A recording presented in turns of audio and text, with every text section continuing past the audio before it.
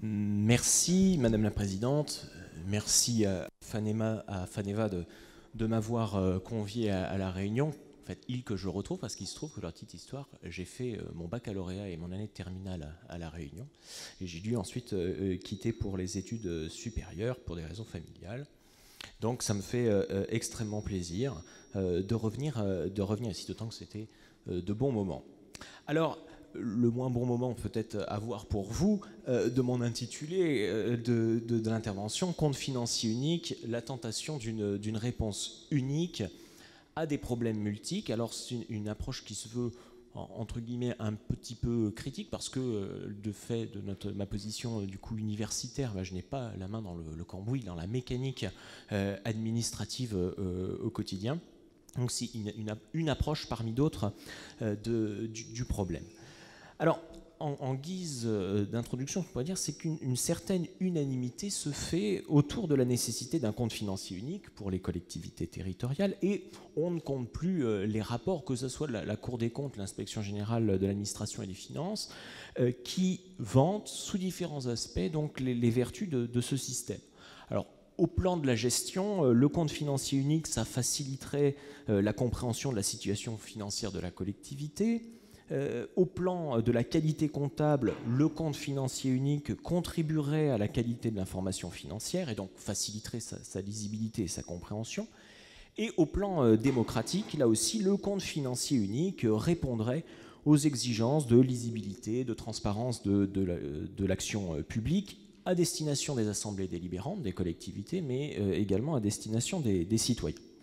Alors, d'emblée, on émet tout de même un doute sur la capacité du seul compte financier unique à répondre à toutes ces attentes qui se situent sur des plans extrêmement différents et qui poursuivent parfois des objectifs contradictoires, ainsi qu'on va le voir.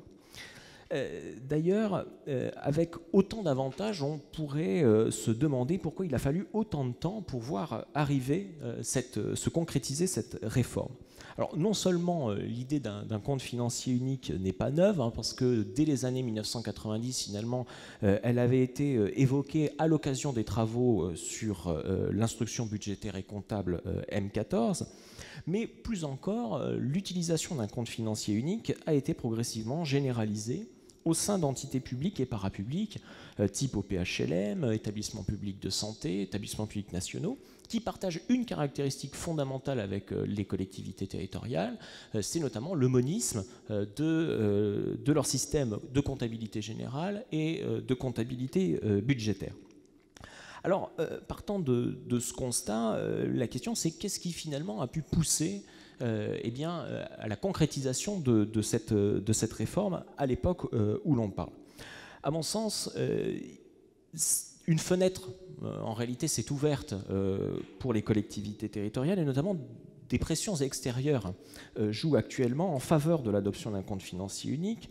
On l'a évoqué, la question donc notamment de l'expérimentation de la certification des comptes des collectivités, mais aussi le processus de normalisation des règles de la comptabilité d'exercice des collectivités territoriales qui est actuellement menée par le comité de normalisation des comptes publics à Bercy, donc le CNOCP, et également la tendance au rapprochement continu entre les services de l'ordonnateur et du comptable. L'exemple des services facturiers en fournit une illustration. Plus structurellement, une explication d'ordre plus structurel peut expliquer également l'adoption tardive, l'arrivée tardive de cette réforme. Et cette explication tient notamment au fait que finalement le système que l'on connaît encore aujourd'hui, à savoir d'un côté le compte administratif et de l'autre le compte de gestion, eh bien finalement ce système, il est symptomatique de notre État et de la manière dont l'État perçoit ses rapports et a construit juridiquement ses rapports avec les collectivités territoriales. À savoir d'un côté un compte administratif qui est tenu par l'ordonnateur, qui au niveau local est un élu et qui dans la plupart des cas bénéficie de l'onction du suffrage universel direct, et de l'autre, eh bien, un compte de gestion tenu par le trésorier, enfin le comptable public, qui lui est un fonctionnaire et qui dépend directement de l'administration centrale de l'État. Donc c'est la confrontation finalement de ces deux systèmes et l'idée que l'État, entre guillemets, contrôle les collectivités qui a pu justifier la permanence, le maintien de ce type de système. Alors, cette première conclusion, finalement, doit nous amener à nous interroger sur, finalement, les causes réelles qui poussent en faveur de l'adoption d'un compte financier unique. Est-ce le système actuel en place, à savoir le dualisme des états financiers, compte de gestion et compte administratif, qui est en cause, ou alors, au contraire, les pratiques liées à la persistance de cette dualité d'état financier? La question mérite d'être posée parce que c'est de l'identification précise de ces causes qui permettra de savoir si finalement la réforme du compte financier unique apparaît adaptée ou non ici aux enjeux actuels. Alors, ce que l'on note d'emblée, c'est que finalement il y a une dualité de causes à l'origine du compte financier unique, et cette dualité de causes, elle contraste avec finalement l'unicité de la réforme, ici l'adoption d'un compte financier dit unique. Alors, dualité de causes parce que le compte financier unique est censé, a priori, répondre à un système inadapté. En tout cas, c'est présenté comme tel, à savoir compte administratif d'un côté, compte de gestion de l'autre. Mais en réalité, ce dont on s'aperçoit lorsqu'on lit les différents rapports sur cette question, on s'aperçoit en réalité que c'est une accusation un peu parfois excessive qui est faite de ce système. C'est moins le système qui est en cause que, en réalité, l'utilisation et le dévoiement du système en pratique. Alors, le CFU comme expression d'un système inadapté, la dualité des états financiers en France se traduit notamment par certaines incohérences, il faut bien l'avouer, dans la présentation des informations. Incohérences qui ressortent avec d'autant plus d'évidence avec la normalisation internationale, notamment en matière de production d'états financiers, avec les normes IPSAS, mais également normalisation internationale en matière de certification. Et donc là, on s'aperçoit qu'il y a un décalage très important entre le contenu de ces normes et ce système dual avec le compte administratif et le compte de gestion. Incohérence également liée à des redondances d'informations entre le compte administratif et le compte de gestion. L'exemple le plus caractéristique peut-être est lié à l'exécution budgétaire en tant que telle, puisque on trouve des informations liées à cette exécution dans le vote, dans la partie vote du compte administratif, et puis ensuite une partie exécution budgétaire dans le compte de gestion. Également certaines redondances qui peuvent apparaître entre l'inventaire et l'état de l'actif, tenu respectivement par l'ordonnateur et par le comptable. Et à ces redondances, eh bien, la critique parfois qui est adressée, c'est l'inadaptation de certaines informations qui sont contenues dans ces documents, et notamment on pense aux fameux ratios. La Cour des comptes faisait valoir notamment que certains ratios les ratios actuels sont essentiellement de nature statistique, sont liés à la population et ne sont pas nécessairement des ratios financiers. Et d'ailleurs, les chambres régionales des comptes ne mobilisent qu'assez peu ce type de ratio, et elles privilégient des ratios financiers type capacité de désendettement, fonds de roulement, marge nette et ainsi de suite. Toutefois, ce qu'il faut noter, c'est que plus qu'un système qui paraît inadapté, en réalité, le compte financier unique apparaît également comme une réponse à des pratiques dévoyées, à de mauvaises pratiques liées à cette dualité des états financiers. Et par conséquent, l'adoption du compte financier unique, finalement, serait une tentative unique pour résorber ce type de mauvaises pratiques. Notamment, la principale critique qui est adressée aux pratiques actuelles, c'est notamment le fait que les gestionnaires locaux sont assez peu intéressés par les questions de comptabilité, et lorsqu'ils sont intéressés par les questions de comptabilité, finalement, ce qui cristallise l'essentiel de leur attention, c'est le compte administratif au détriment du compte de gestion. à la fois lorsqu'on regarde tout un point de vue purement mathématique, le temps qui est consacré au débat par rapport au budget primitif.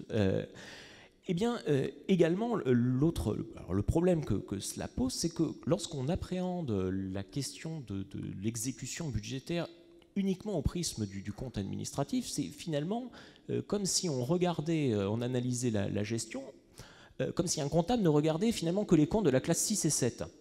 Alors, ce qui pose potentiellement de petites difficultés lorsque l'on veut avoir un panorama un peu plus vaste de la gestion. Donc c'est souvent une critique de l'analyse court-termiste associée à des enjeux politiques plus forts, souvent au niveau du vote du budget primitif, que du compte administratif.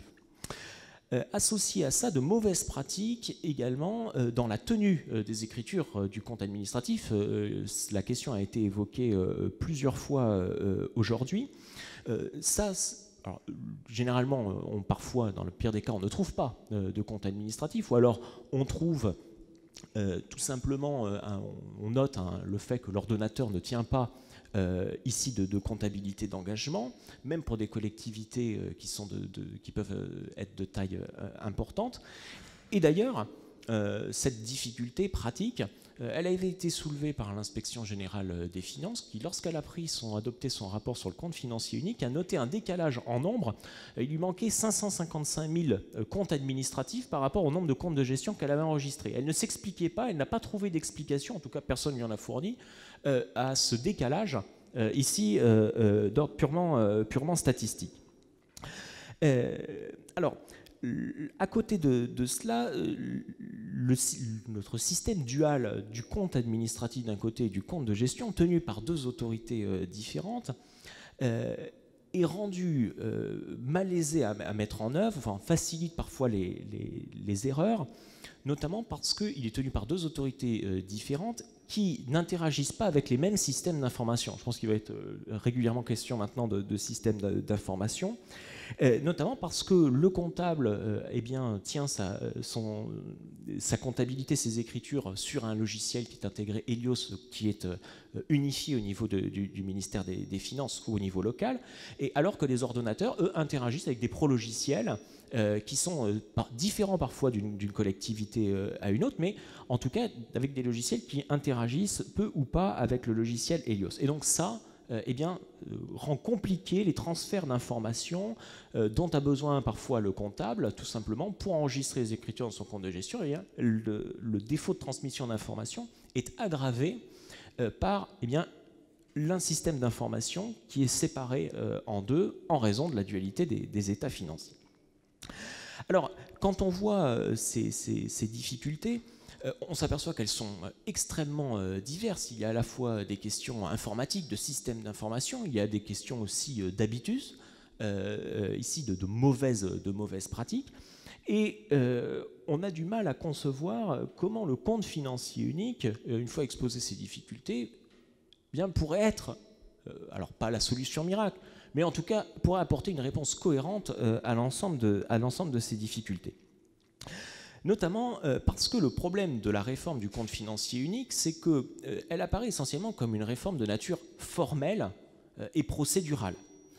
Et on a donc du mal à percevoir comment le fait d'unifier, pour faire très simple, les données du compte administratif et du compte de gestion, d'un point de vue purement formel et procédural, pourrait résoudre des problèmes qui sont d'ordre substantiel, à savoir le fait que la comptabilité d'engagement n'est pas bien tenue ou pas tenue, que l'état de l'actif est lacunaire, que l'inventaire est absent, et ainsi de suite. Autrement dit, la réforme du compte financier unique, elle a très certainement une utilité, une efficacité certaine au plan formel et procédural, mais au plan substantiel, on est davantage circonspect. Alors, au plan formel et procédural, il est vrai que le fait de fusionner en partie les informations issues du compte administratif et du compte de gestion va jouer forcément en matière de lisibilité, d'autant que le projet de réforme qui est porté par l'Inspection générale de l'administration et l'Inspection générale des finances entend simplifier, tout simplement, éviter déjà les redondances qu'on a évoquées, réduire le nombre d'annexes. Alors dans le projet qui est présenté, soi-disant, on allait limiter tout cas supprimer jusqu'à 100 pages d'annexes. Bon. Donc tout cela, de fait, mécaniquement, va jouer en faveur d'une plus grande lisibilité. Toutefois, le problème, c'est que l'inspection générale des finances, son rapport, notamment, nous dit bah, ça va jouer en faveur d'une plus grande intelligibilité. Le problème, c'est que l'intelligibilité n'est pas une notion uniforme. La question, c'est intelligible pour qui? Parce que dans le rapport, finalement, il est question des citoyens, il est question des financiers, donc notamment des prêteurs aux collectivités. Et il est également question des chambres régionales des comptes, donc des utilisateurs quotidiens des comptes des collectivités. Mais on a du mal à comprendre comment... en fait, ce sont différentes intelligibilités ici qui se confrontent.